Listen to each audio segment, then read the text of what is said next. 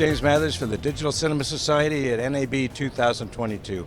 I'm here with Dwight Lindsey of Lindsey Optics, and he's going to tell us about some new products that he's showing here at NAB.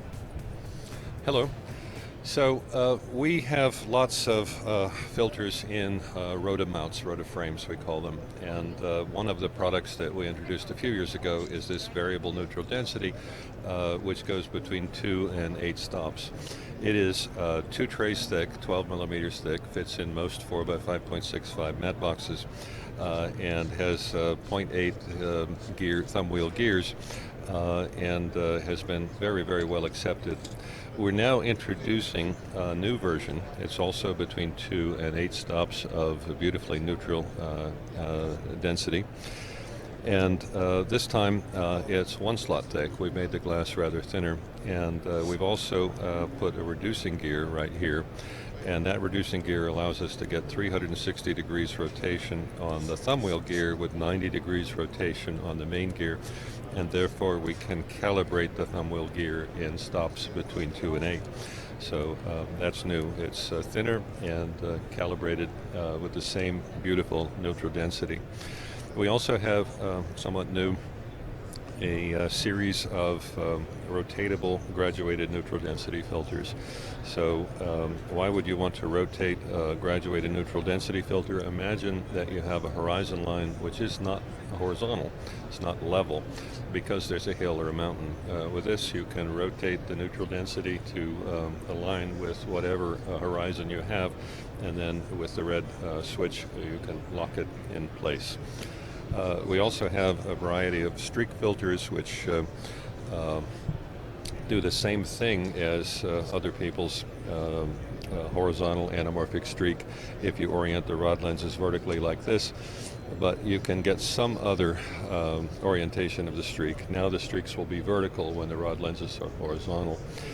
And with all of our rotas, there is a 1/4-20 thread in the handle. You can mount a post, probably a 15 millimeter post on the handle, put a motor on that post, and then lean the motor down against the 0.8 thumb wheel gear and motorize the streak effect. You can also motorize the variable ND, and you can motorize our rotapoles, which we've had for quite some time. Interestingly, if you take the rotapole and the variable ND and you put the rotapole in front of the variable ND toward the world, and the variable ND behind the rotapole toward the camera, they work together. So if you do it the other way with the rotapole behind, it doesn't work at all. But this way it works. If you motorize both of them, you could, for example, on a car shoot, have a camera bolted to the hood, and as you're going down the road, a cloud goes over, everything changes, and you can change the reflection that you see with the rotapole. You can change the neutral density exposure without changing the camera aperture, and do all this wirelessly with Fizz unit. And of course the cloud's going to go away as soon as you've changed it, so you've just saved lots of time. Also new this year, we have tray-mounted close-up lenses, diopters, which are mounted in a 6.6 frame. They go in most 6.6 matte boxes. The +1/2 value goes in 1 tray, 7.5 millimeters thick. The +1, +2, and +1, +2 go in 2 trays thick, 15 millimeter, and the +3 goes in 3 trays thick. We've also put on these 6 1/4-20 threaded holes so that you can mount this, if you wish, on flex arms. It of course goes in most 6.6 matte boxes, but if you mount it on flex arms, you would have the ability to actually move it around in a way to create a differential focus from place to place within your small, almost macro set. We also have our variable ND in a 6.6 version, and our rotapole in a 6.6 version. Well, I just saw you at Cinegear Expo not that long ago, and you've got a lot of new things. I'm very impressed. Well, thank you. For a long time now, we've had these tray-mounted 4x5.65 tray-mounted close-up lenses, which are simply faster to use than having a 138, which you somehow put in a matte box. So we mount the glass directly in the tray. The quarter, half, and one go in one slot thick. I think we're the only people who can do that. That is the +1 in one slot. The +2 goes in 2 slots, and the +3 in 3 slots. Also pretty new this year is, I should back up, we have had for a couple of years our rota-slots. So for deep focus photography, you would have the far object going through the air here. This is a 138 diopter cut in half, and the close object going through the glass. You always want to align this cut edge with some kind of an object, some kind of a line in the scene, like a door frame or a building edge or a log or a table edge. And being able to rotate it quickly lets you find and align the cut edge with that object in the scene, and then you can lock it in place. This allows you to do deep focus cinematography with a clip-on matte box easily, and it's faster even in a higher end rod-mounted matte box. We've had that for a couple of years, but this is new. These are rota-slots, so there are 2 cuts.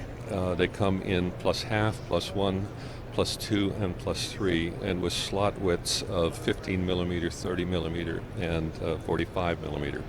So imagine a doorway where the far object is on the other side of the doorway and the near objects are on this side of the doorway.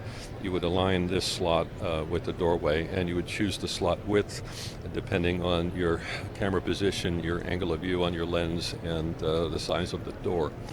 And you would choose the strength based on where your near objects are.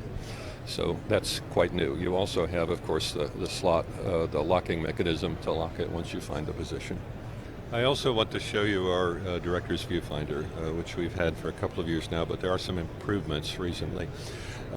We have a new eyepiece. We call it our version 3 eyepiece, which has a slightly larger aperture and a little more eye relief.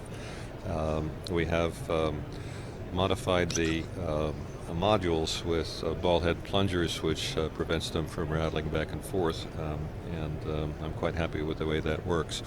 We've also arranged to have a NATO rail on the bottom of the viewfinder for adjusting balance, and a NATO rail on the bottom of the handle extension, again for adjusting balance with larger and heavier lenses.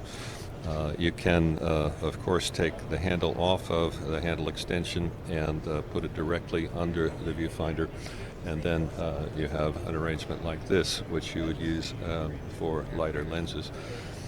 The viewfinder has always had natively an LPL mount. It has a PL to LPL adapter shipped with each one. These lenses are PL, but you can simply take off the LPL to PL adapter, and now you can directly mount an LPL lens to the viewfinder. The concept has always been modular. We have these modules. This one here is a full frame module.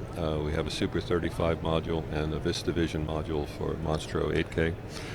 The ground glasses attach magnetically to the module and go in there.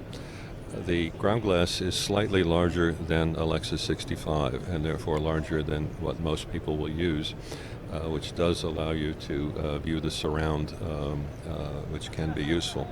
The way we mark them, you'll see this one is marked with some kind of full frame format. The way we mark them is we use a pencil. We have a variety of templates. We call them marking jigs. We put that over the ground glass, and then we use a 0.5 millimeter drafting pencil that we supply to mark the ground glass. The marking jigs are 1 millimeter bigger than the format, which accommodates the 0.5 millimeter of pencil, so the inside of that pencil mark is the format. We supply a variety of marking jigs with every viewfinder, and we will 3D print anything that the customer wants, which we haven't already made. That's a lot of innovation, Dwight. And so thank you very much for showing us. Thank you.